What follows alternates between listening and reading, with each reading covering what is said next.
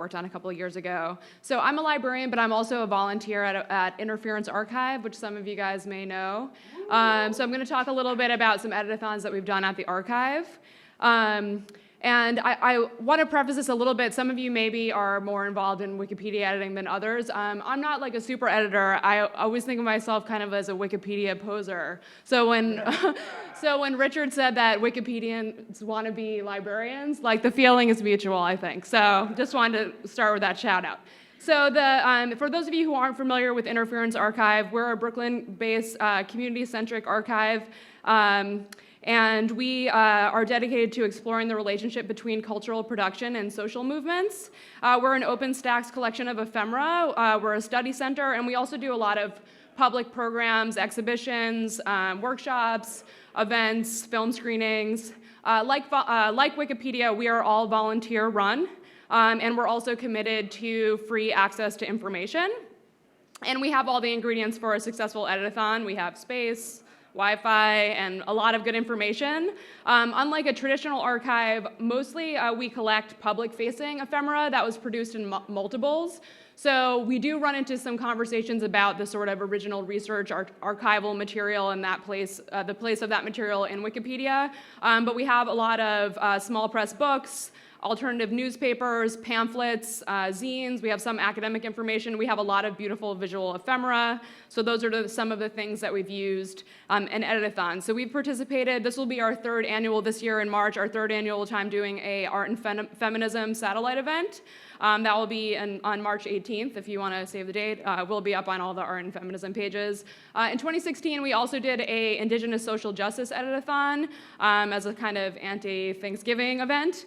And so in terms of the editathons that we've done, I feel like they've been really successful at getting some of the interference collections more visible. A lot of the stuff that we have is sort of created by oppressed communities or alternative communities and are not well documented in other spaces. One of the things that I've been really excited about is the ways that the editathons have erased kind of a schism that sometimes exists in spaces that have like a library or information center and then public programs, where I feel like some people come to our programs and some people use our collections, but it's not always a happy intersection between those things. So it's given people, I think, an opportunity to participate in a program and also find out a little bit more about the materials that we have.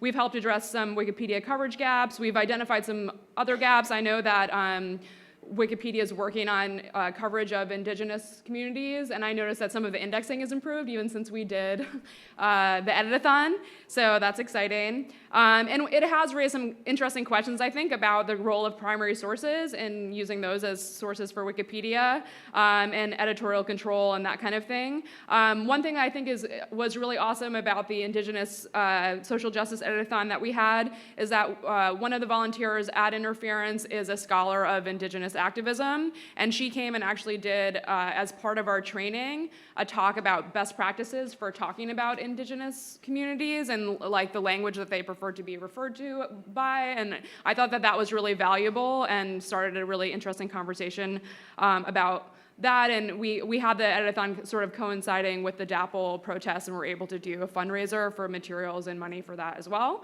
And just some quick takeaways from and lessons learned is after doing a bunch of these editathons at Interference and a couple of others at the college where I work, one of the things that's been really successful is if I really work from the material to curate a list of articles that need to be added to or created, because I find that if you really identify parallels between the materials and the pages that people might work on, it's more successful in getting people to actually cite the materials at your collection. So if anybody works at a cultural heritage group, and I know there's been some questions about Wikipedia, so that's been about copyright in Wikipedia today. So we do have a lot of visual ephemera, and maybe somewhat to Ryan's point is a lot of the issues with our visual ephemera is we don't have copyright over it, so a lot of things aren't as visually represented as we would hope that they might be over time. So taking photos of protests and that kind of thing would be really helpful. And you can find us online at interferencearchive.org. Thanks.